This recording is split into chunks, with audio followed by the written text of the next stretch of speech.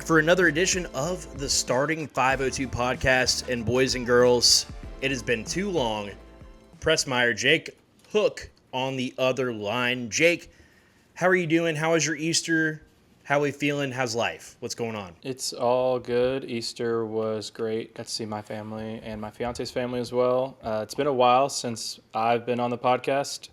The transfer portal was hot and heavy, and I felt like I was spending all of my free hours updating that with 20 plus guys. And then immediately we landed all three guys, and I was like, hell yes, that's so amazing. We landed all the guys we wanted, great. And then I was like, but now we have no one. Like, the staff just completely went zero dark 30 for like 2.5 straight weeks, and so that died down. But now with the portal closed and the loss of James Scott, it seems like the staff's a little more active now.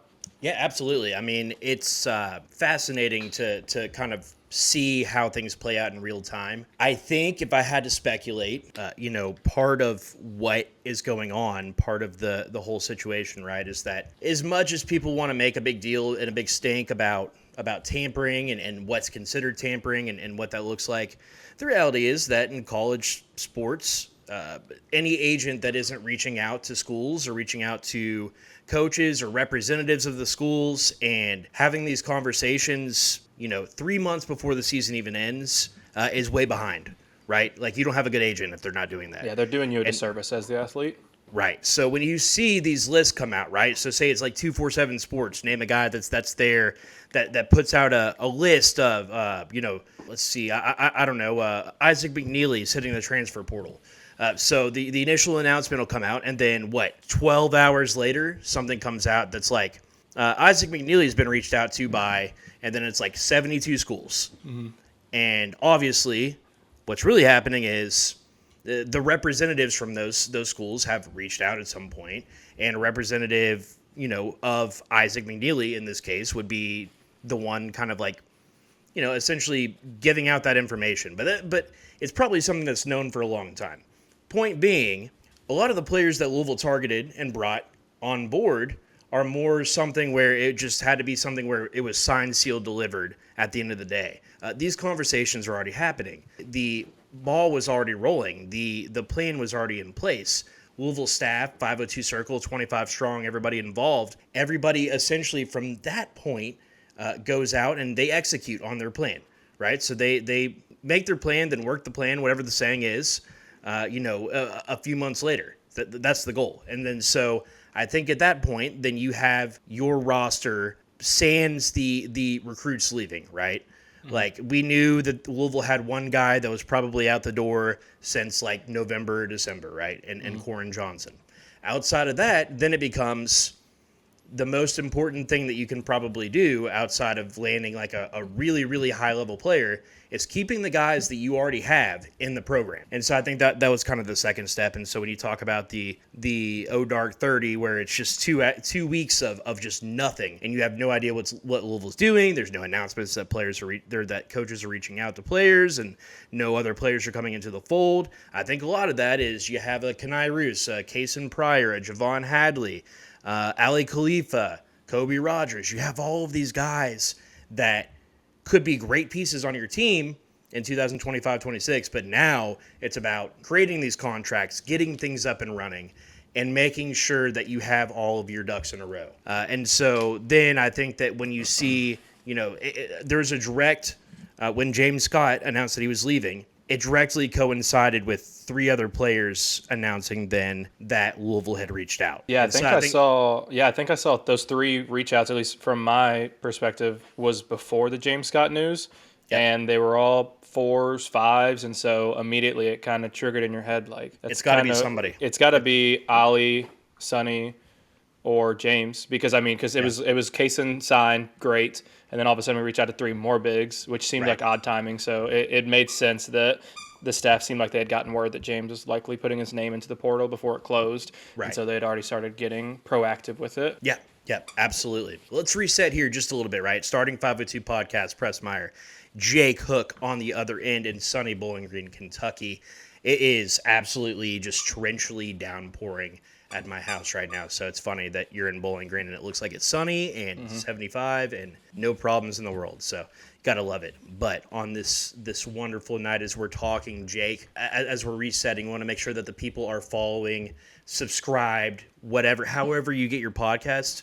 Make sure you subscribe and rate our podcast. We have such a high listenership compared to the number of people that are actually subscribed and actually getting notifications when stuff goes out. From now on, we're trying to have, the news to you as quickly as we can get it to you. So if you subscribe, you're going to get the news even faster.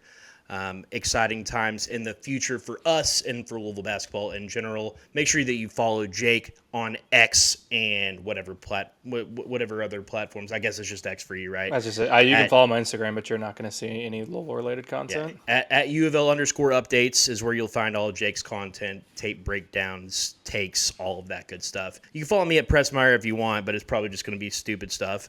But make sure that you follow us at The State of Lou and at Starting 502 on all platforms. Now, getting down to business. As we reset here, Louisville has currently, is it 10? 10 guys are on the roster right now? So we have guard-wise, you're sitting with Kobe Rogers, Mikel Brown, Isaac McNeely, Adrian Woolley, Ryan Conwell, and then I guess you could maybe call Javon Hadley a guard, but really more of a forward. Yeah. And then the forwards, the big men, essentially, Javon Hadley, Kenai Roos, Kaysen Pryor, Ali Khalifa, Sonny Fruit. So that puts us at 1, 2, 3, 4, 5, 6, 7, 8, 9, 10, 11. Puts us at 11, right? Hold on. Let's count this again. Just 10. 1, 2, 3, 4, 5, 6, 7, 8, 9. Sorry, I have bad eyes. 10 guys. You're good. And so we don't know exactly what's going to happen with the scholarship limits, but from what I understand, essentially college basketball teams have 15 scholarships to give out at this point, unless something crazy happens and there's a change of plans. So there could potentially be room for Louisville to add up to 4 more players if that's something that they want to do. Up to 5 more players. I'm sorry. I'm terrible at math. With that in mind, where the roster sits right now, it's a little bit of a surprise for us, right? Because you mentioned it a couple times, Jake, right? James Scott decides in the 11th hour to enter the transfer portal. As you suggested, maybe this is something that the staff got wind of like a day or two before. But from everything that I've heard, this was a bit of a surprise, right? Like, really, I mean, if you have James Scott, this roster is... Like, I think you could start the season next week and you have almost a complete roster, right? Yep. It seems like every guy that's on the roster right now is a guy that can compete for playing time. I'd say that there's 9 or 10 guys, 8 or 9 guys on this roster right now that could compete for a starting spot. And that's exciting to say, but now you really get into the important parts of the roster. If you looked at, for instance, this year could not have been a better example, right? Because Louisville lacked the talented depth at that like 9th, 10th, 11th, 12th spot, right? When injuries and attrition hit the roster, Louisville had to completely, recalibrate. They had to completely change their style of play. They went from one of the fastest paced teams in the country to pretty much dead middle of the pack.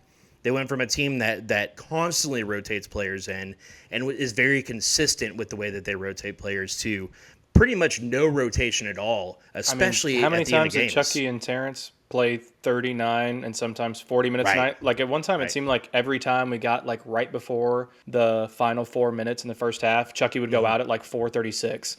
And then he'd be out for those 36 seconds, the under 4 minute timeout, and then he's back in the game, which is not at all what Pat Kelsey wants.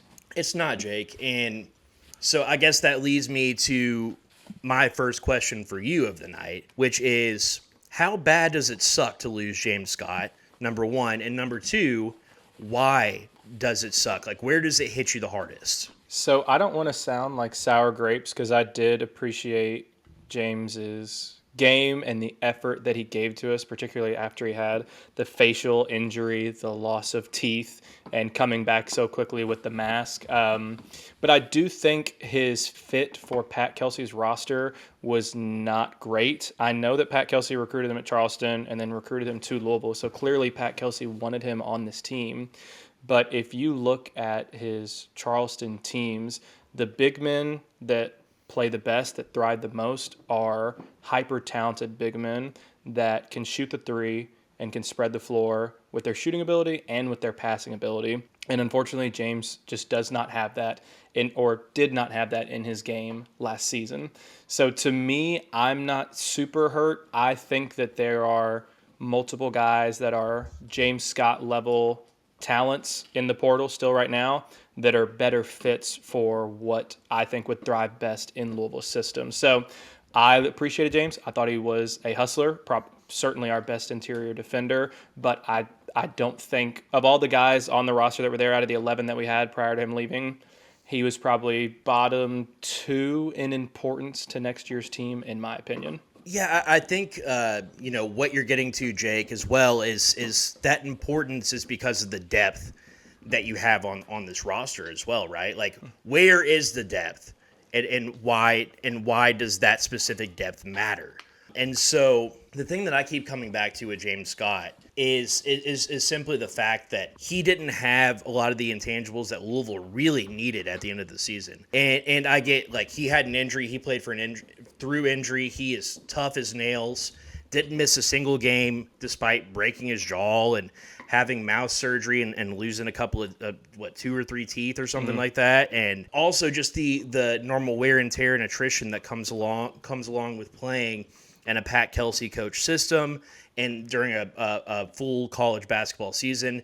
Didn't miss a game. But yeah, I mean, you kind of saw that towards the end of the season, there was some fall off. I think part of that was due to his injury. Part of it was due to illness. Part of it was due to just the fact that he was probably playing too many minutes. But ultimately, against Duke and Creighton in the last 2 games of the season, there was a serious mismatch down low. With Duke and Creighton's big men, right? And ultimately, that's one of the massive things that costs Louisville in the end. I think that his inability to stretch the floor was crucial, right? So if you had a fully healthy Noah Waterman playing how he played, the last couple of seasons, if you had a fully healthy Cason Pryor, I don't think that matters as much. So the way that the roster was constructed was to kind of circumvent that. So when you do have to play a Creighton and a Duke back-to-back, that you're able to play other guys, that you're able to utilize that depth, that you're able to utilize the different types of talent that you have on the roster. So before you move on, I mean, you think about those last 2 games, Duke and Creighton, Maluach and Kalkbrenner, if we had a 5 that they knew they could not leave alone on the perimeter, imagine how much differently those games go. But instead, sure. Maluach and especially Kalkbrenner just got to live in the paint. So when Chucky or Terrence or Javon did beat their man, they were met by a 7-1, 7-3 center that was right beside the rim, because even if James Scott is in the corner, they know that we're not kicking it to him for a 3. He doesn't have to respect that at all. So, yeah, I think that agree with you 100%. Hustle was there. Work ethic was there. We loved James. We appreciate what he did for it, but I just don't think that he has the skill set that was ideal for last year's team or next year's team. We had this kind of storyline the entire season, and going into the season, again, if you remember when we had, I've kind of harkened back to this a couple of times when we had Coach Lieberman on the show, and we talked about, my main concern coming into the season was Louisville's lack of traditional post presence. Even if it's not something that they utilized all the time, sometimes you just need that. Sometimes you're outmanned, sometimes you're outmatched.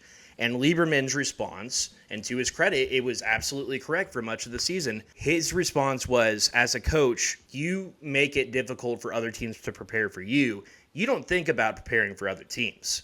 You think about why, from Duke's perspective, I'm sure when they played Louisville both times this past season, their thought process is, well, shit, we have to prepare for this team. We have to prepare for a team that can go 5 wide, that can spread the floor, that can do all kinds of things that are difficult to defend and difficult to get around, right? But as the season wears on and as your depth wears down, ultimately a team like a Duke or a Creighton is going to take advantage of that. But to Mark's credit, right? Louisville won, 19 out of 20 games? Playing with a limited roster, playing with James Scott as your primary big man. So give James all the credit in the world, and I think where Louisville is going to miss him is just his tenacity, his work ethic, his ability to be exactly what Louisville needed, and to really kind of, I would say just be this ultimate gamer, right? But there were weaknesses to his game. He basically had very, very, very few shot attempts that were not dunks, right? He never got away from underneath the basket. And in a system like this, that's a problem. The other thing, obviously, is he was an okay. I'd say he was a for power four level. I'd say he was an average defender at the rim. Yeah. And for Louisville, that was crucial when you have basically your top two players at the guard positions. They're going to get beat a lot at the top of the key. They can't foul as much. There's no depth behind them. Those are your guys, especially when you don't have a Rain Smith. Those are your dudes. And if they're playing 38, 40 minutes a game, and it's vital that you have a Chucky Hepburn and a Terrence Edwards in the game, guys are going to get around them, and you need a rim protector. And Louisville didn't have that this season. And ultimately, again, in the last two games of the season, you win all these games in a row.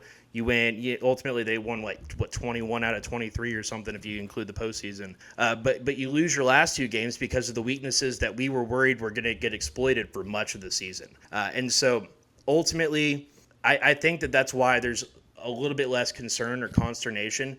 My concern now becomes when you bring somebody in, how can you elevate their game as far as the mentality, as far as the tenacity, the grit, the toughness, all of the super cliche things that you could say about a James Scott. How do you navigate without that? Because the few things that he brought were toughness, intensity, and knowledge of where he was supposed to be at all times. James Scott is a very, very intelligent player. He's a guy that soaks things up like a sponge. He's just not the guy that had the game that ultimately fit what Pat Kelsey needed. And somebody's going to get an absolute gamer in James Scott. He's a guy that if he can develop that jump shot, that if he could start making free throws at a little bit higher of a rate, he could absolutely still make it as a pro. Like I'm talking like NBA pro, like two-way contract type of pro. I think that he has that game, but he's got to expand his game no more than just playing in the dunker spot because he's not, Montrezl Harrell can play in the dunker spot and be NBA Sixth Man of the Year because he's freaking Montrezl Harrell. James Scott is not quite there, so he's got to figure out where his game elevates from here. James, if you're listening, if you're watching, no matter if he comes back or not, I think we're all rooting for James Scott because he was such an easy player to cheer for, such a great guy to watch, and by all accounts, a fantastic human being. So I'm excited for him to move on, maybe get a bag, maybe find a great spot for himself, either at like the Power 4 level or maybe just like an AAC type of team. I think I heard that NC State was interested in him. NC State was the initial. A lot of them. Yeah, I was going to say that was the initial rumor, right? And we were concerned after NC State poached Mike James and Brandon Huntley Hatfield a year ago, and that really did not matter at all. But yeah, James Scott's a guy you don't really want to see a James Scott on the schedule. So if NC State gets him, good for them. I feel like he'd be such a good fit at maybe like a couple years ago, like an FAU type of team or a Temple or a South Florida or one of those, right? But he could be good at like a Ohio State. He could be good at like I don't know. I'm just trying to think like a Virginia Tech. Like there's lots of places where he could find a starting spot and continue to develop his game. So I'm excited for James. But as we move forward, as we're going forward, now the question becomes, what does Louisville do? What kind of players are you recruiting? To me, it seems like Louisville might need one more wing. Like maybe another Javon Hadley type of guy, right? Another guy that can be, a solid rebounder or a solid shooter, like just possess a specific skill set. And then obviously I think another big would be crucial. I think right now what you have in Roots, Pryor, Khalifa, and Frew is nice, but if one of those guys goes out or somebody gets in foul trouble or somebody gets suspended or whatever it is, right, you need that depth piece. Like, let's use a scholarship to our advantage and go out and find a guy. And, Jake, you have three guys that Louisville's already reached out to, one of which I think we're both huge fans of. But let's break it down. Tell us about these three guys that Louisville's reached out to that are big men that could potentially be great fits with the Cards. Yeah, so we've got three, I would say, power forward / centers that we've reached out to. We'll start with the first one. My favorite one is Baba Miller, uh, formerly of Mallorca, Spain, top 50 recruit in the class of 2022. Played 2 years at Florida State. First year was interrupted because he took like $3,000 from a coach, and then his parents paid it back once they found out that that was illegal in the NCAA. In the NCAA's eyes, because he's an international player, they're probably not abiding by or thinking of all these NCAA Sure. rules when their son is playing basketball professionally for, I want to say it was FC Barcelona's B team. Hmm. So as soon as his parents find out that it's illegal, they pay the coach back. Still doesn't matter. The NCAA suspends him 16 games his freshman year. So misses out on half the season, and does not play terribly, but not great. 4 points a game, 4 rebounds a game. And then next year comes back, starts most of the games for the Seminoles in 23, 24, bumps it up to 7 points a game, 5 rebounds a game. The big thing about Baba Miller, if you haven't seen him, is he's freaky. He's 6'11". At that time, he was like 170 pounds. So, like, kind of think like Kevin Durant. I mean, he's not Kevin Durant talent-wise, Right. but like a dude with crazy handle, pretty good quickness with the ball, athletic too, blocks like 1.5 shots a game, I believe. But his biggest downfall at Florida State was the game was too fast for him. He turned the ball over too much. And what people thought was a good shooter, he was not. He shot, I think it was like 29% from three and 55% from the free throw line in his sophomore year at Florida State. So overall, like, had all the little intangibles and the potential that every Florida State fan wanted to see of him, but just did not connect on all the little things that he needed to do to become a really good Division I basketball player. So last offseason, he hit the transfer portal and also the NBA draft. Got invited to the G League workout or G League combine. Did not start, didn't play a ton of minutes, and did not get invited to the NBA draft combine. So I'm sure that was probably a sign to him, hey, NBA is not looking for you right now, so go back to college, make some money. He does that, goes back, stays in state, goes to Florida Atlantic instead, and like truly, I don't want to say lived up to the potential because I think that the potential is still growing, obviously, but like did really improve his game, bumped up his stats, bumped up his shooting particularly. Now last year shot 34% from three, 67% from the free throw line, and flipped his assist to turnover ratio. As a sophomore, it was negative, which you never want to see, especially for your 4 or 5. Last year, it was a 1.5 assist to turnover ratio and averaged 2.5 blocks and steals per game. So like really turned it around, did all the little things that were flaws in his game, turned those into positives. So I'm kind of surprised he didn't take another peek at the league. I guess the league still is not super interested in him, but is truly like you watch his highlights and you're gonna get excited. I mean, long, athletic, kind of reminds me of Case Pryor a little bit, not as like fiery as a Case Pryor in the way that he plays, but defensively extremely versatile, offensively extremely versatile. I'm getting like sweats just thinking about Kaysen and Baba being on the floor at the same time and what that could look like for the Cardinals. So, I mean, we'll talk about the other two guys we reached out to, but I want to give you some time to hear what you've thought about Baba. Yeah, I mean, on the outset, this feels like a guy that's maybe too talented, especially for what he's expecting to get out of next season. Maybe too talented to assimilate with this roster and get enough minutes. But I don't know. Maybe this is a dude that if he's promised that the goal is 20 to 22 minutes a game, that he's fine with that. Mm-hmm. That he wants to go to a place where he can win and develop and grow, right? Like maybe that's the thought process. But overall, like if you're just looking at Miller from the outset, just as from a bird's eye view, right? This is a guy that you're right. It's kind of the same ilk as Case and Pryor in that he can post you up, he can run the floor, he can jump into passing lanes, mm-hmm. He can block shots, he can get lots of steals. He can take you off the dribble.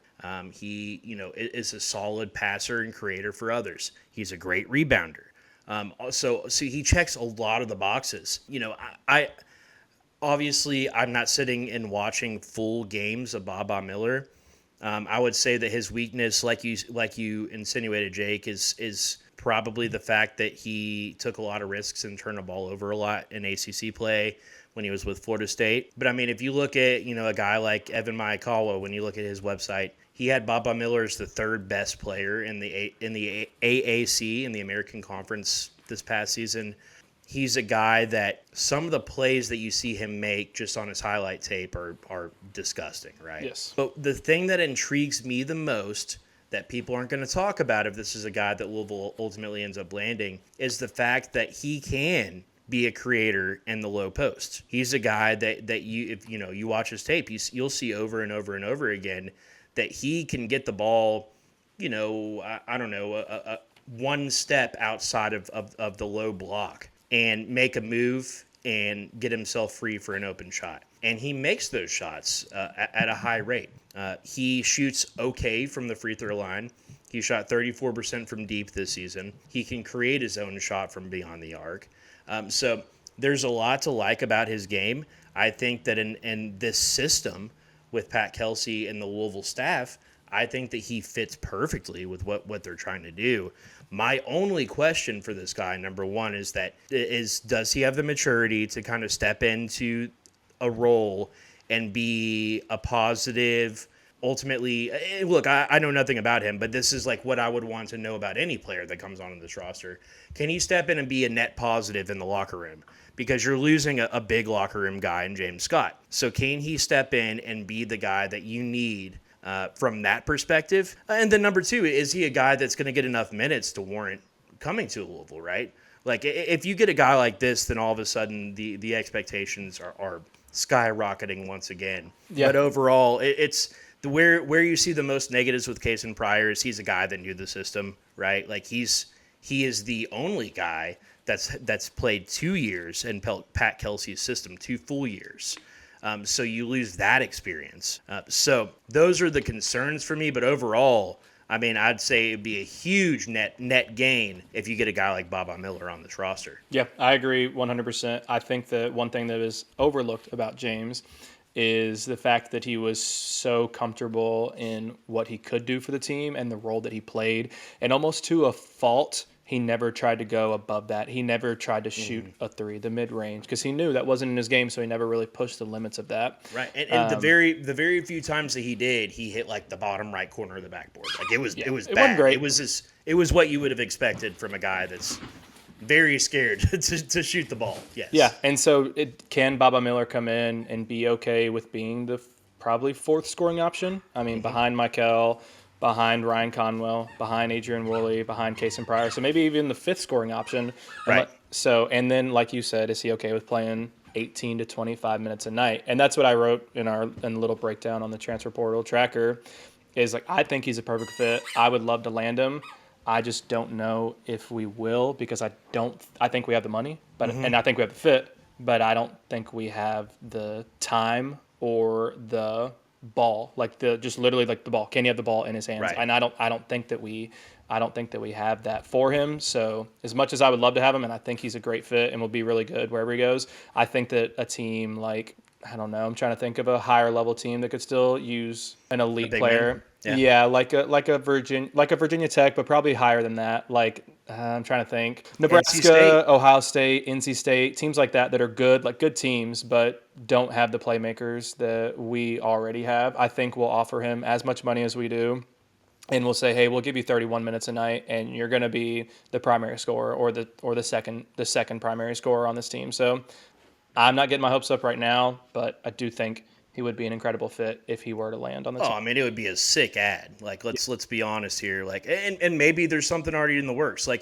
Ultimately, when the dust settles in a couple of weeks or in a month, I would like to know what ultimately led to James Scott leaving, and especially leaving in the way that he did. And it'll be really telling once we see how this roster finishes out, if there was already kind of knowledge that this is something that was going to happen anyways, that Louisville's going to add somebody else. He didn't see where he could get enough minutes to improve himself.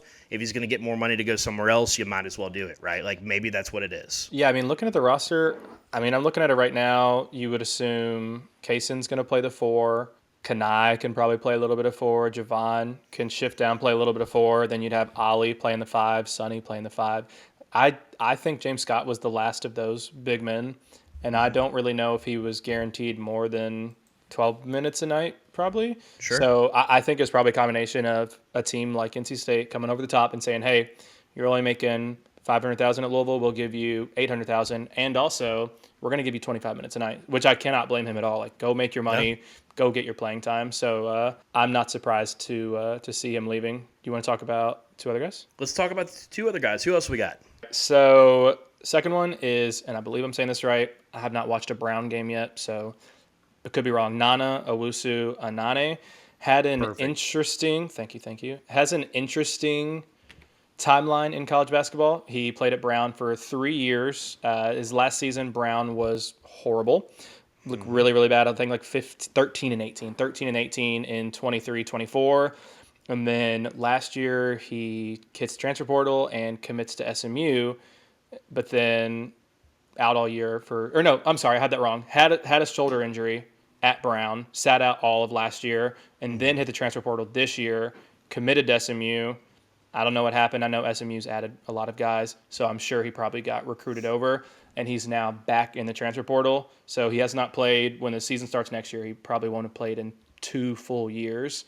But he is an interesting player, skilled, not super athletic, not like a Zach Randolph that's like slow compared to everyone he's playing against, but definitely athleticism is not the big thing about his game.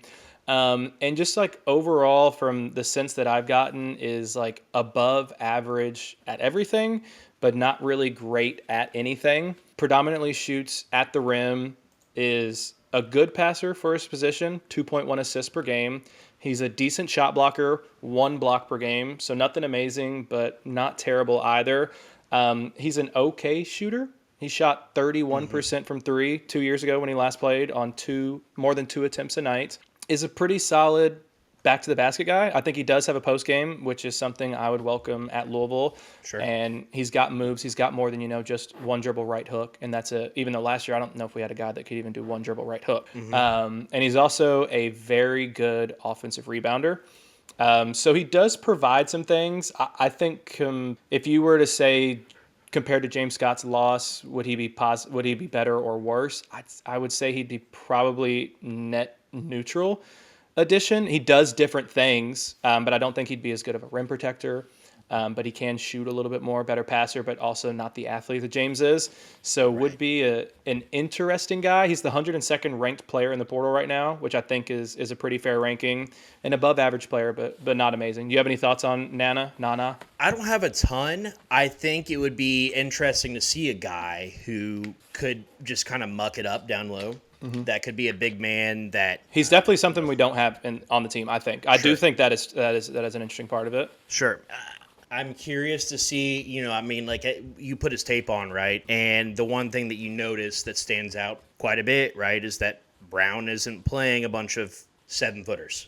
Like they're not playing against a bunch of 7-footers. What I mean. So he stands out as being a massive dude, but he's listed as 6'8". Yeah. And I think that's probably pretty accurate. He has some really solid athleticism. Like, if you just watch, there's like a full minute of breakaway dunks in his highlight tape, which is fascinating to watch, right? He can step out and shoot the 3, so that's interesting to me. But, could he be like a Javon Hadley with 3 more inches on him? Maybe, right? Like, that's kind of what he doesn't have the guard skills like a Javon Hadley does, so I don't want to, overstate it in a way. But I think like a Swiss Army knife, a guy that kind of gives you a little bit of everything and positional versatility, could play the 4, could play an undersized 5 as well. I see what you're saying. He's kind of like if I know we always try to do this and try to fit round pegs into square holes type of thing.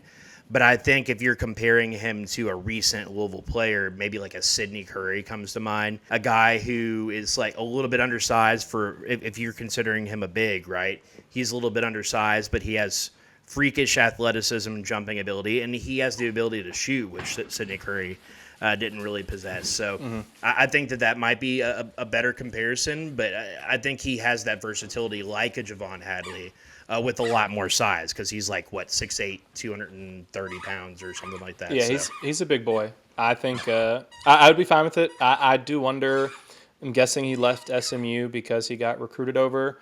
And so Sure. again, like, are you going to come to Louisville? Probably only play in the James Scott role. Like, his talent doesn't require him to play 20, 25 minutes a night like I think a Baba Miller's would. So Sure. is he going to be okay playing 10, 15 minutes a night if you just left SMU for what I assume is probably a similar reason? So we'll see. It'd be a welcome addition. And then this last guy I think is actually interesting.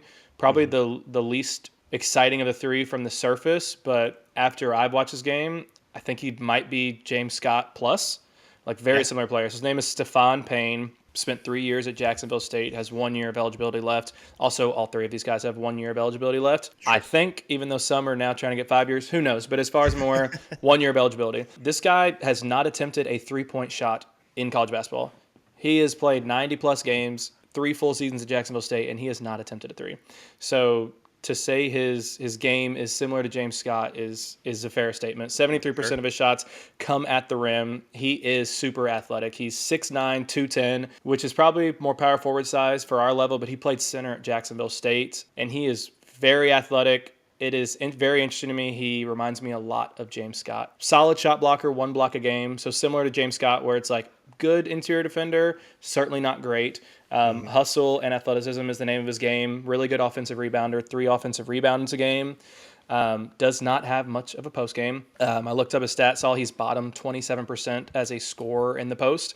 So they did at least throw it to him at times at Jacksonville State, which is more than we did for James. But I mean, other than like 1 dribble right hook or like 1 dribble and try and get around your man and beat him due to your athleticism, not doing a whole lot. I did see him shoot some mid-range shots. I saw that it wasn't efficient, but he does at least have that in his game, which is more than we can say for James, because did James Scott shoot a mid-range jumper all season long? I don't think so. I mean, unless you consider maybe like a floater.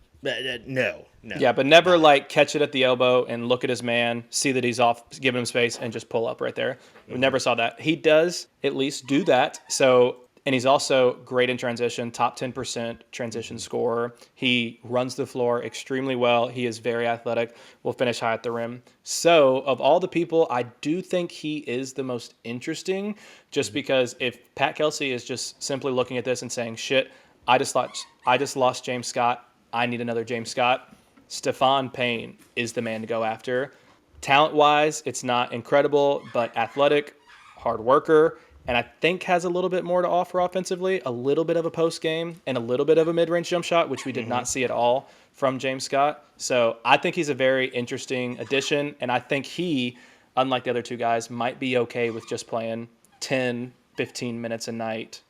Yeah, I mean, when you think about James Scott, like where he really thrived when he had some of his best games, when he gets going to the basket on like in a pick and roll situation, in a situation where he's cutting across the baseline, right? Like when you get movement with James Scott's game, that's when you saw success. When you can bring other guys away from the basket, when spread the floor, become a versatile piece, right? And I think that's what, when you watch Stephon Payne's game, Stephon Payne's game, that's what stands out to you. Is he's a guy that he'd be great in a pick and roll situation with like a Mikel Brown. He's a guy that he can, if needed, it looks like he can shoot the ball a little bit more. Not much more, but a little bit more. He has that explosive athleticism to him. When you look at statistically, you go from, why am I forgetting the first guy that we talked about's name? Baba. Thank you. When you go from Baba, who is a top 3 player in the AAC, which is a really solid conference, to the 26th best player in the A-Sun and Stephon Payne, that's definitely feels more like a guy statistically and just overall fit-wise that fits more with what Louisville is looking to do, right? I think that, again, his game reminds me of some of the big men that Louisville already has on the roster, where he's very mobile, where he's fleet of foot, where he's a guy that can, chase down a shot or have a chase down block or something of that nature. A guy that's a major hustle guy, that can score. And I'm not going to say he's like a 3-level scorer or anything, but he can score in a bunch of different ways. Finishes strong around the rim, doesn't quit on plays. Seems to be like a high IQ type of guy. And one thing that stands out about Stephon Payne as well is that he plays with a lot of confidence. I like you can just tell by the way somebody holds themselves. I like the swagger about his game. I'm not saying that James Scott doesn't. I'm saying that ultimately at this point you're looking to fill that position. I think that you could do a lot worse than Stephon Payne. So I like all three of the guys that we've mentioned today. Obviously, Baba Miller stands out as a guy that, like, he could be a starting level guy. Like, he's a guy that could legitimately compete for a starting spot. Yeah, I think if Baba came, he'd start, in my opinion. Right. So that's a massive distinction to make is really how are you trying to fill this role? Because I don't think anybody looked at this incoming roster as it stood with 11 players and thought that James Scott was going to start. I think that if you look at the roster with Baba Miller and the same core of players, I think that there's a good chance that he's a starter or a six-man type of player. So that's a massive distinction to make. Yeah, I think you're right. I think the three guys are your top tier, which is Baba, your middle tier, which is Nana, and then it's Baba Nana. It sounds like I'm a toddler trying to like learn the alphabet. And then your bottom tier, like if you're just simply saying, "Hi, there's Daisy. She's got a diaper on, by the way, now." Yeah, your dog's got a diaper. Shout out Daisy Hater. He's gonna be pissed with the diaper on. Daisy Hater is just gonna have a field day with your dog's diaper. I know all the jokes we made, and then but like I said earlier, Pat Kelsey just literally wants to replace James Scott, and maybe probably a little bit worse overall, but bring a little bit more to the Cardinals next year. Stephon Payne is your man. So I think it's interesting that we've got three different levels of who we're looking at, and I'm sure there's probably going to be more guys we look at too, unless we just insta lock on Baba Miller or Nana and just get them for a visit, boom, and they're here. Yeah, absolutely. So there's one other guy also that we reached out to. We did reach out to another guy. Do we want to talk about this guy? To me, I feel like it's almost like troll level. Yeah. Reach. Like a troll level reach out. Do we want to talk about who it is? I think if you have been following the portal at all, you probably already know who it is. Yeah, I mean, it's Travis Perry. He just announced his transfer from Kentucky a few days ago, and immediately has a decent list. Ole Miss, us, Arkansas on it. And it just kind of caught me off guard because of all the things that Louisville needs. It's not a guard. And I'm pretty sure the reason Travis Perry left was because he did not see himself getting a lot of playing time at Kentucky. So I don't know why he'd look at Louisville's roster and be like, that's where I'm gonna see the floor a lot. And then also John Calipari reached out, which John Calipari did not recruit him when he was at Kentucky. But then as soon as Pope came in, he got recruited. So it's like, what? You didn't want him at Kentucky. Why do you want him at Arkansas? Just an odd list. It seems like, I mean, I don't know. Like, is Travis Perry, is this a guy that, say he comes into a Louisville and he redshirts or he plays very little in 2025-26? Is that a guy that you bring in on like a 2 or 3 year contract as a developmental player? Is that a guy that I really don't know. I think athleticism and overall skill set really stands out in Kentucky high school basketball. I think when you get guys from out in the state who aren't super athletic and just shoot the shit out of the ball, I think those guys are really hard to gauge, right? Mm-hmm. Like, so I really couldn't tell you how good of a player he is. Like, there's a reason, I'm sure, that he didn't play a lot at Kentucky. Yeah. There's this weird, like, fetish among Kentucky fans that they want these kids from out in the state. And I think a lot of it has to do with the passion and craziness around Kentucky basketball, and that every little boy from I'm again not stereotyping or pointing out a county, but every little boy from Woodford County, Kentucky, wants to grow up and wear the blue and white. And there's just something about that fans are all in a tizzy about because they got rid of a women's basketball player. Basically for the same reason, right? Like, basically got forced out because they only have so many scholarships. Mm-hmm. And why is Travis Perry on scholarship ultimately, right? Yeah. So, yeah, I think I've heard Ole Miss is kind of interested in him. But even then, I mean, I don't know what their roster looks like right now. But that probably seems too high level to me. He makes sense as a guy that transfers down probably to an FAU or Jacksonville State or something like that, like just a lower level of USF, something like that. Jacksonville State's probably too low, but somewhere like that. It doesn't make sense to me for him to stay in the Power 5 level and continue to be a depth guard that he was already going to be at his favorite school, which was Kentucky. Right. A guy like Travis Perry, like, go be Jack Golke to me, right? Like, Yeah, go be a star. Go to a place where they're like, they really value your shot making ability and they're going to let you shoot the ball 20 times a game. Like, if he can find that, that's a dude that could be a stud that all of a sudden you find him at, Cornell as a 14 seed in the NCAA tournament and he makes a name for himself, right? Yeah. Like, that's where Travis Perry should be, in my opinion. Again, my knowledge about him, I didn't grow up. I didn't watch him over the last 4 seasons. I didn't see him get on the court for Kentucky very much this year. So this is all based strictly on assumptions and, the limited knowledge that I have. I do think it would be very, very, very funny if Louisville landed him. But I don't think there's it wouldn't make sense as a fit to me unless you see him as a long-term play and he sees Louisville as a realistic long-term option. At that point, maybe. Yeah. I don't know. It didn't. It's interesting to talk about, but I don't. I'd say it's about 1% or less the odds that we see him in a Louisville jersey. As we're about to leave here, there's a couple other things that I want to talk about real quick. Number one, if the season ended today, Louisville has a 10-man roster. Is there enough talent? Like let's assume Louisville added 3 more guys and none of them play more than 10 minutes a game. Let's just make that assumption because I think right now that'd be a safe assumption and we'd still be very content with the way the roster's set up. So add a guy like Stephon Payne and then maybe like a foreign guard and a couple of walk-ons or something, right? Yeah. Let's say that's the case because that seems like the most likely case with us knowing very little from the outside looking in.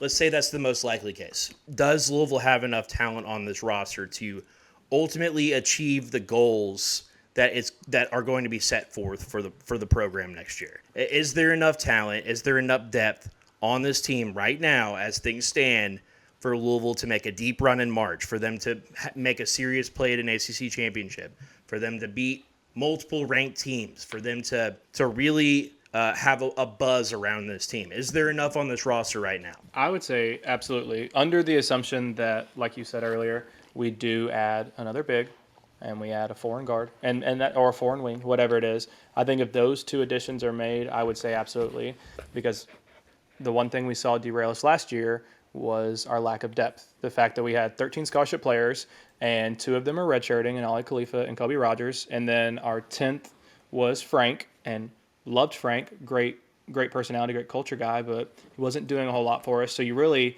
came into the season with only 9 playable players.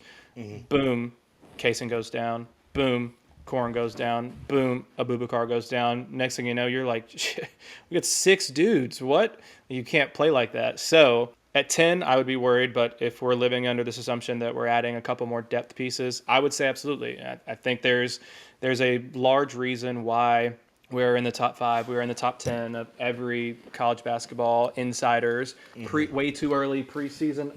Top 20. Daisy, hold on 1 second. God, you can't do that. Daisy! She just tried to sit on my lap in the middle of it. That was amazing. But that is the reason why we are in the top 5, top 10 of every insider's way too early, top 25, besides John Rothstein. I mean, the talent that we have accrued is incredible. We have so many more playmakers than we did last season. We have more depth on the interior, more skill on the interior already, and we have more shooters than we had last season. So to me, yes, I think everything lines up for this team to be top 2, top 3 ACC, at least a Sweet 16 team, and that's like the lowest of what I see this team potentially achieving. The only thing I will say, a caveat, it does concern me a little bit that we're probably going to be relying on a freshman point guard to do so much for this team. Sure. And I've watched Mikel, and I think Mikel is great, but there is going to be an adaptation necessary to the speed of this game and the strength of these players. So I do, in the back of my mind, worry a little bit like, do we want, like, I love Mikel, but God, if we had Chucky Hepburn on this roster, I'd be like, we're top 5. We're number 1 team in the nation. And it's not to say that Mikel can't be Chucky or maybe even better, but that is just Chucky was proven. We knew exactly what Chucky would do. We don't know what Mikel will be. Right. I think that you really hit the nail on the head about, in a way, you're kind of saying something very similar to my thoughts as well. And that's that if all things are equal and you get them to the points where they are in their careers right now, and you have the roster set and you could drop Mikel Brown or Chucky Hepburn onto this roster, right? I think you're choosing Chucky Hepburn. I think with all things being equal, if you could drop Adrian Woolley or Terrence Edwards down into the 2 spot on this roster, I think you're probably choosing Terrence Edwards. Yeah. And so with all of the positives around this roster, because of the amount of talented depth you have, right? Because last year you didn't have 3 legitimate guards around those 2 guys, right? Like Ryan Conwell, legitimate top 15 to 20 player in the Big East last year. Isaac McNeely, top 10 player in the ACC. Mikel Brown, number 1 point guard in his class. Who else? Adrian Woolley, top 2 player in the Conference USA. Right. Probably one of the top 2 or 3 guys in Conference USA last year. With all that in mind, all of a sudden, when you put it in that perspective, it's a little different. I think that's the one thing that the staff really went after was not only guys that fit well together, that assimilate well on the roster, that are just good character guys. It's not just that stuff. It's the fact that there's a lot more of them now. There's a clear distinction in the amount of talented depth between this year and last year. And I think the one thing that could set them apart, if they can stay healthy, is the fact that there won't be much drop off when somebody comes off the bench. Absolutely, I agree. If you say Mikel Brown's your starter, which I mean, I think Mikel Brown has all of the tools to be an All-American this season. And we have all off season to talk about this, Jake. But I think he's going to be a special player. Yeah. He's going to be a guy that sets the tone. He could be a program-changing type of guy. And the reason I say that is because Louisville has never had a talent like this actually come in and play. Ever. Never, ever, ever. That's never happened. I mean, maybe if you're counting, Purvis Ellison who came in as a freshman and was very successful. But as far as a star ball handler, as a guy who's going to be your primary playmaker, this has never happened, right? Like even a Peyton Siva was like maybe a top 50 type of guy. He was an All-American, right? He was an All-American. But he was like 20, 25, right, something like that. Right. He was not number 1 point guard in his class. And on top of that, he came in and he's sat for a while. He didn't play a ton in his first couple of years. He was talented. He showcased a lot. Donovan Mitchell didn't start as a freshman. He still was a supplementary piece as a sophomore. So when I say all of this, it's to say that this is an unprecedented situation, and it could change the way that Louisville recruits for the next 10, 20, 30 years, right? Like this could be the start of something massive. So I think that's important to note. I think if you do the same thing with the front court very quickly, all things being equal, while the front court depth isn't quite what it needs to be, I think that you have 2 really solid guys with potential in Ali Khalifa and Sonny Fruit. I think that the staff is definitely hanging its hats on the fact that they think that Khalifa and Fruit are going to be special next year. Yeah. If those are 2 guys that can come in, continue to improve upon what they've already done previously in their careers, yeah, they could be dangerous in the front court. But I think that you're missing, as we've talked about, you're still missing that one piece that could be a shot blocker, that could be a really imposing back to the basket type of big. I'm not sure if that's a guy that the staff's ever going to go after, but to me, like, it makes me nervous. After the way that this season ended, after all the good that happened this season, I think the one thing that kind of bit you in the ass was you just didn't have that depth up front.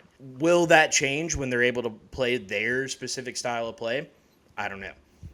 But the last thing that I'd leave people with, Louisville now is dealing with something that it hasn't dealt with since 2018, 17 probably. Realistically, from a nationwide perspective, and that's the big E word, expectations. And that's, again, outside of Mikel Brown talk, which is going to just ramp up to the max in like July, August, September. Like, that's all people are going to be talking about. I'm telling you right now, when people start seeing tapes of him playing in practice, running pick and rolls, throwing down dunks, hitting 100 threes in a row, that type of stuff, that hype is going to pick up to unprecedented levels. But I think that the other storyline is expectations.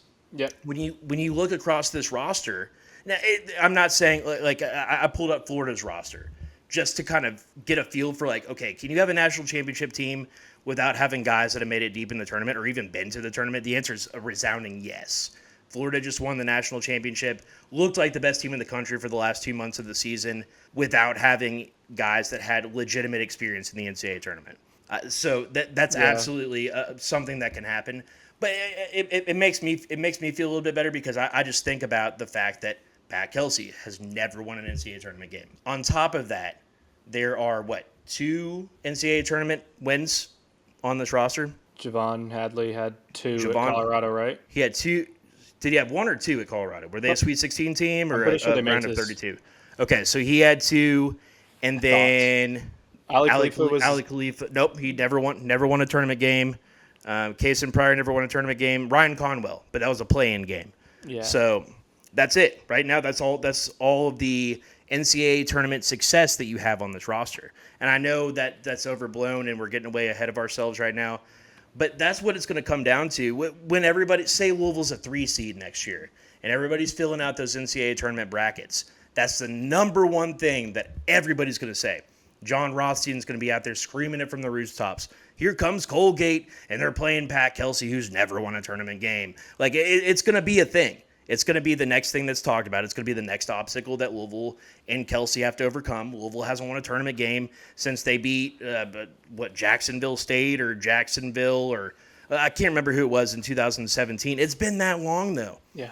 Like, we're talking like Obama was president, dude. Was he? I don't know. No. He was 08 to 16. It was Trump's first term. I'm sorry. Yeah. We were in Trump's first term. I was about to say we were in Donald Trump's first term. Yeah. Yeah. So it's been a long time. It's like COVID was 3 years from being a thing.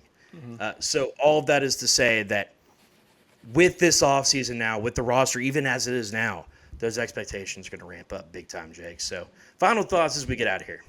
Yeah, I mean, I feel good about this team and being able to live with those expectations, not let it get to their head, because we have Ollie returning, we have Kason returning, we have Javon returning, we have Kenai returning, we have Kobe Rogers returning.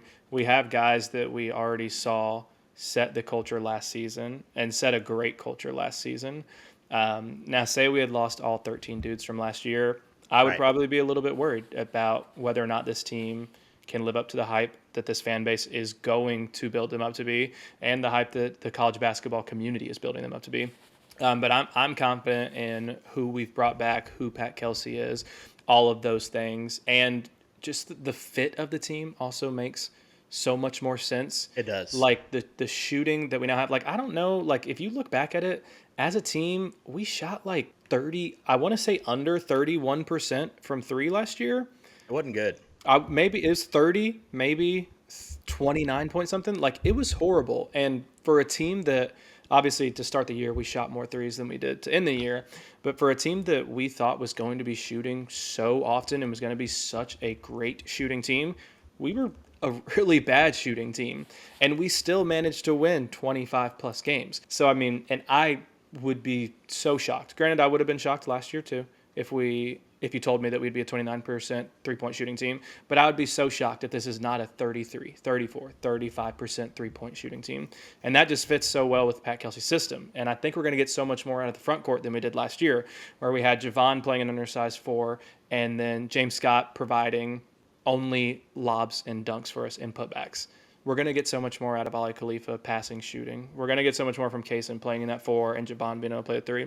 So I think the expectations will be high, and I think that we'll meet them. So for the season, Louisville shot 32.8% from 3, so made significant strides as the season went on, still 244th in the country. Yeah, not great. In conference play, though, 5th in the ACC at 37% from 3. So I think that's what should be expected. I think that 36 to 38% is really solid. If they keep shooting at the rate at which they did this season, they shot almost 29 threes per game, made almost 10 threes per game in conference play. They shot 10 for 27 per game. Okay. So basically they're making one more 3 per game in conference play than the season as a whole. Mm-hmm. So all of that being said, though, I think that when you watch this team this season and you said, I wish they had more this, whether that be, it was different at different times of the year, right? Mm-hmm. I wish they had more depth. Mm-hmm. I wish they had more shooting. I wish they had more playmaking. I wish they had a guy that could go back to the basket. I wish that they could keep the ball out of the paint on defense against higher level guards. Mm-hmm. I wish they had a guy that could match up well with an elite big. I think that covers most of your bases, right? Yeah. I think that this roster covers a whole lot of that. I think that this is a very self-aware staff.